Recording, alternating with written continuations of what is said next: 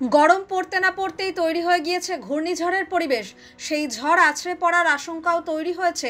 যেমন পদ্মার ওপারে বেশ কয়েকদিন ধরে বাংলাদেশের দমকা হাওয়ার পাশাপাশি বজ্রবিদ্যুৎ সহ বৃষ্টিপাত এবং কোথাও কোথাও শিলাবৃষ্টিও হচ্ছে। আর এর মধ্যেই সেখানে এসে গেল ঘূর্ণিঝড়ের সতর্কতা। জানা গেল চলতি মাসেই ধেয়ে আসতে পারে একটি বা দুটি ঘূর্ণিঝড়।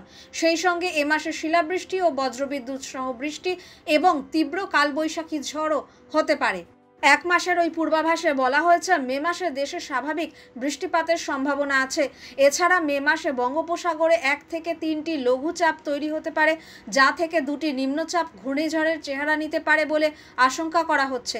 দেশে 2 থেকে 3 দিন বজ্র ও শিলাবৃষ্টি সহ মাঝারি বা তীব্র কালবৈশাখী ঝড় এবং 3 থেকে 5 দিন বজ্র ও শিলাবৃষ্টি সহ হালকা কালবৈশাখী ঝড়ও হতে পারে।